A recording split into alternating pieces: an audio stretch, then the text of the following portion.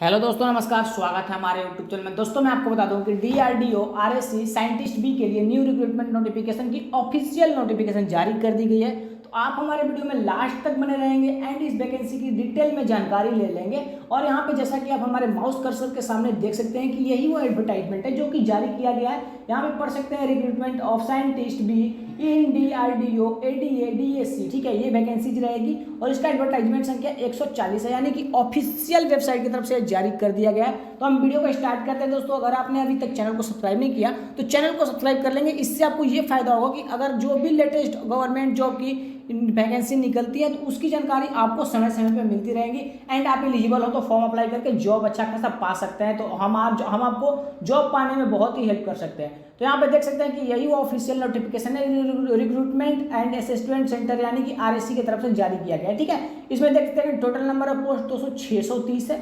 630 number of post है। यहाँ पे देख सकते हैं कि साइंटिस्ट, ठीक है, साइंटिस्ट बी के लिए यहाँ पे दे दिया गया है। तो यहाँ पे हम देख सकते हैं कि साइंटिस्ट भी इन डीआरडीओ के लिए 579 वैकेंसीज है। ठीक है, उसके बाद बैकलॉग वैकेंसी में 51 आते हैं। ठीक है, अब साइंटिस्ट बी डीएसटी के लिए बात करें तो 8 वैकेंसी है और scientist engineering be in ADA के लिए बात करें दोस्तों तो यहाँ पे 53 वैकेंसी है। ठीक है, इसका फॉर्म फिलअप अभी स्टार्ट नहीं हुआ। जब भी फॉर्म स्टार्ट होगा तो उससे लास्ट 21 दिन तक फॉर्म अप्लाई होगा, यानी कि जब लिंक एक्टिवेट होगा फॉर्म फिलअप का उसके बाद 21 दिन तक फॉर्म फिलअप होगा। तो फॉर्म जब अप्लाई होगा तो उसके लिए मैं वीडियो बनाऊंगा। फॉर्म उस वीडियो को देख के आप फॉर्म भी अप्लाई कर सकते हैं इजीली। तो चैनल को सब्सक्राइब करके आपको रखना होगा उसके लिए। अगर हम बात करें आपकी सैलरी की तो दोस्तों आपका सैलरी देख सकते हैं कि साइंटिस्ट बी के लिए देख सकते हैं कि डिफेंस रिसर्च एजेंसी आपको देती है यहाँ पे दोस्तों कि आपका जो फर्स्ट मतलब पे लेवल होता है वो देख सकते हैं कि 56,100 होता है। अगर आप मेट्रो सिटी रेट में है तो उधर देख सकते हैं कि 88,000 आपको मिलता है। 88,000 PM at the present metro city rate. ठीक है, मतलब कि प्रेजेंट मेट्रो सिटी रेट अभी जो है वो 88,000 है। तो आपको 88,000 भी मिल सकता है अगर आप इधर चले जा सकते हैं। तो यानी कि मेट्रो सिटी की तरफ जाते हैं, अगर आपको उधर जॉब लग जाता है तो दोस्तों आपको 88,000 रुपये मिलेंगे। फ्रेंड्स हम यहाँ पे एज लिमिट की बात करें, आपके एज लिमिट की बात करें, ठीक है, यहाँ पे लिखा हुआ है एज लिमिट फॉर कैंडिडेट। ठीक है, तो कैटेगरी यहाँ पे लिखा गया अगर आप अनरिजर्व यानी कि जनरल और ईडब्ल्यूएस में आते हैं, अगर डीआरडीओ के लिए अप्लाई करेंगे तो 28 साल आपका मैक्सिमम ईयर होना चाहिए। डीएसटी के लिए अप्लाई करेंगे तो आपका दोस्तों 35 साल एज होना चाहिए। एडीए के लिए अप्लाई करेंगे तो आपका मैक्सिमम 30 साल होना चाहिए। उसी में अगर ओबीसी की बात करें तो डीआरडीओ में 31 साल, डीएसटी में 38 साल, एडीए में आपका 33 साल। ठीक है, उसके बाद बात कर लें एसटी एससी के लिए तो यहाँ पे देखते हैं कि 33 साल डीआरडीओ में, 40 साल डीएसटी में आपको छूट मिल जाता है एंड एडीए में आपको 35 साल की छूट मिलती है। उसके बाद दोस्तों आपको एज रिलैक्सेशनशिप यानी कि एज में कुछ छूट भी यहाँ पे देख सकते हैं कि मिलती है। तो 10 साल आपको छूट मिलती है पीडब्ल्यूडी कैटेगरी से आते हैं, यानी कि फिजिकल हैंडीकैप से आते हैं। फिजिकल हैंडीकैप से आते हैं तो 10 साल की छूट मिलती है। अब उसमें दोस्तों आप देख सकते हैं कि जनरल कैटेगरी वालों के लिए यहाँ पे जो भी दोस्तों आते हैं उनको 5 साल के लिए छूट मिलेगा। ठीक है, उसके बाद देख सकते हैं कि यहाँ पे एक सर्विसमैन दोस्तों और अपर एज लिमिट में यहाँ पे एक सर्विसमैन भी इंक्लूडेड होते हैं।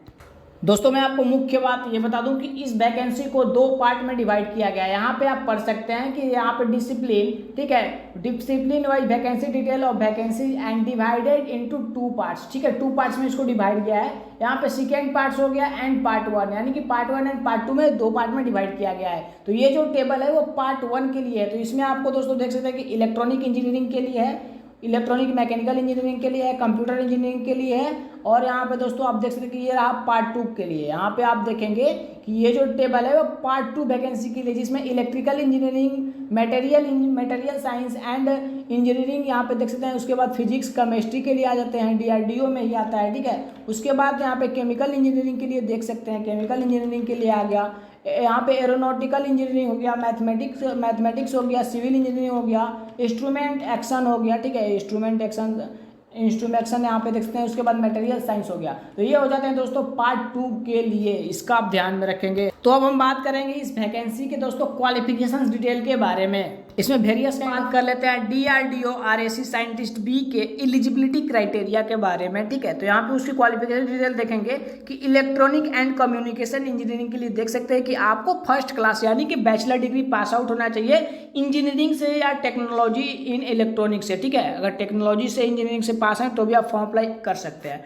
उसके बाद आपको वैलिड गेट स्कोर आपका होना चाहिए कि वैलिड गेट स्कोर या इन इलेक्ट्रॉनिक एंड कम्युनिकेशन, ठीक है, इलेक्ट्रॉनिक एंड कम्युनिकेशन में आपका गेट स्कोर होना चाहिए। अगर गेट स्कोर नहीं है तो अगर आपने IIT या NIT किया है तो आपके 80% मार्क्स होने चाहिए, ठीक है। ये रहेगा दोस्तों आपका ये इलेक्ट्रॉनिक एंड कम्युनिकेशन इंजीनियरिंग का क्वालिफिकेशन। उसके बाद अगर आप मैकेनिकल इंजीनियरिंग के लिए अप्लाई करना चाहते हैं तो first class in bachelor degree in engineering और टेक्नोलॉजी, यानी कि टेक्नोलॉजी और इंजीनियरिंग में आपका कम से कम फर्स्ट वो क्लास होना चाहिए।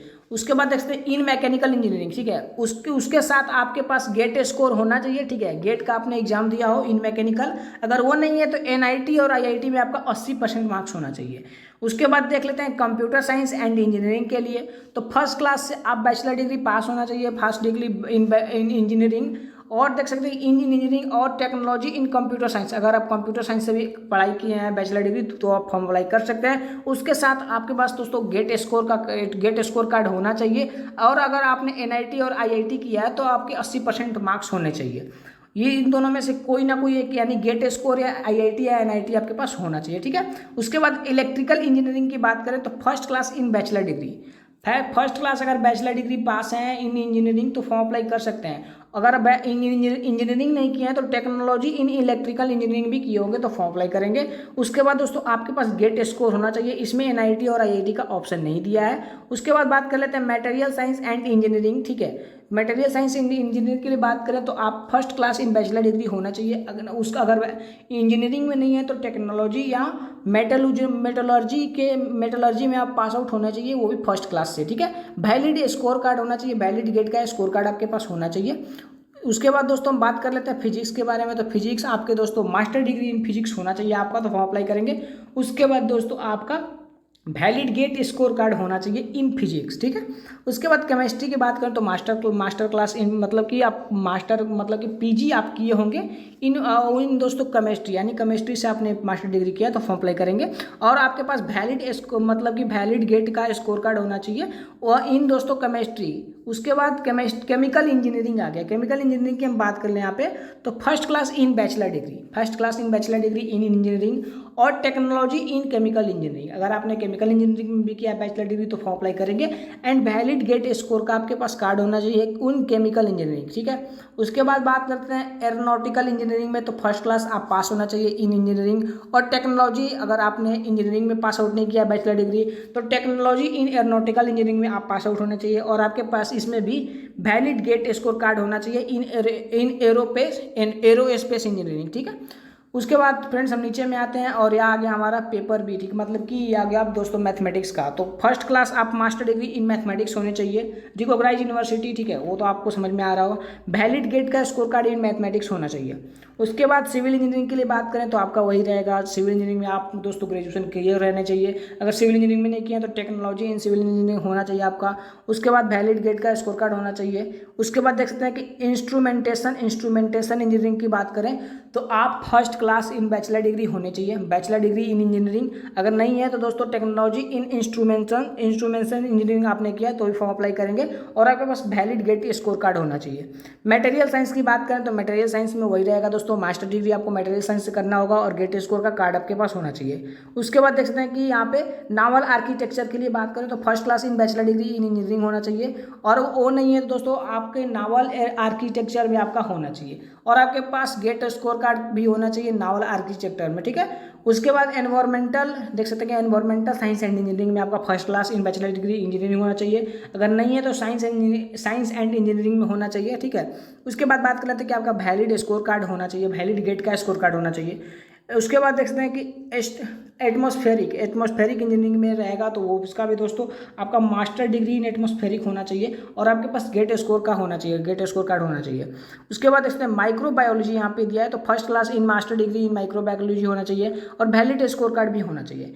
उसके बाद बायोकेमिस्ट्री के लिए देख सकते हैं कि बायोकेमिस्ट्री के लिए वही सारी की सारी क्वालिफिकेशन रहेगी कि आपकी मास्टर डिग्री इन बायोकेमिस्ट्री होनी चाहिए गाइस। उसके बाद फ्रेंड्स हम यहाँ पे नीचे आते हैं और यहाँ पे देख सकते हैं कि आपका सिलेक्शन प्रोसेस क्या होने वाला है। ठीक है, सिलेक्शन प्रोसेस दोस्तों होगा जो आपको बता दूं कि वो गेट स्कोर कार्ड, यानी कि आप दोस्तों गेट स्कोर कार्ड में आपके मार्क्स कितने हैं और आपके रिटन एग्जामिनेशन में देखा जाएगा कि आप रिटन एग्जाम जो होता है उसमें आप कितने मार्क्स गेन करते हैं। ठीक है, उसके बाद दोस्तों आपको पर्सनल इंटरव्यू के लिए बुलाया जाता है जो कि दिल्ली में होगा, दिल्ली में एंड एनी अदर प्लेस में भी कंडक्ट करवाया जाता है। अभी इसमें दिल्ली लिखा गया है क्योंकि नोटिफिकेशन में भी दिल्ली ही आया गया। ठीक है, उसके बाद दोस्तों जो वो भी सिलेक्टेड कैंडिडेट होंगे ना, उनको दोस्तों मतलब कि उनका वैकेंसी का मेरिट लिस्ट बनाया जाएगा और उनको दोस्तों सेलेक्ट किया जाएगा, जिनका फिर उसके बाद मेरिट बनता है उनको सेलेक्ट कर लिया जाता है इस जॉब के लिए। यही दोस्तों इस बार का सिलेक्शन प्रोसेस रहने वाला है। तो मैं आपको मुख्य चीज़ ये बता दूं कि यहाँ पे जो वैकेंसीज था वो पार्ट 1 एंड पार्ट 2 में डिवाइड किया गया था। ठीक है, पार्ट 1 टू पार्ट 2 मैंने आपको पहले ही बताया है। तो पार्ट 1 में वैसे कैंडिडेट आते हैं जो क्वालिफिकेशंस तो होता है और उनके पास क्या तो गेट स्कोर होता है या तो दोस्तों NIT एंड IIT होता है विथ 80% मार्क्स। एंड पार्ट 2 में वो आते हैं कैंडिडेट, मतलब कि पार्ट 2 में यहाँ पे देख सकते हैं कि उनको दोस्तों क्वालिफिकेशन एंड उनके पास वैलिड गेट का क्वालिफिकेशन होना चाहिए, नहीं वैलिड स्कोर कार्ड होना चाहिए, तो वो आ जाते हैं पार्ट 2 में। ठीक है, यहाँ पे गेट स्कोर कार्ड बस दिया गया है। यहाँ पे आपको 2 ऑप्शन मिल जाते हैं, पार्ट 1 में आपको 2 ऑप्शन मिल जाते हैं, IIT NIT और गेट स्कोर कार्ड, और पार्ट 2 में बस एक ऑप्शन मिलता है, क्वालिफिकेशन के साथ आपके पास गेट क्वालिफिकेशन होना चाहिए। ठीक है, fee and mode of payment आपके क्या होते हैं, तो मैं आपको बता दूं कि general and OBC male candidate के लिए, ठीक है, general OBC and male candidate के लिए दोस्तों आपके 100 रुपये चार्जेज लगते हैं। ठीक है, जो कि नॉन रिफंडेबल चार्जेज होते हैं, यानी कि नॉन ट्रांसफरेबल, यानी कि रिफंड आपका नहीं होगा, तो आपके 100 रुपये चार्जेज होते हैं।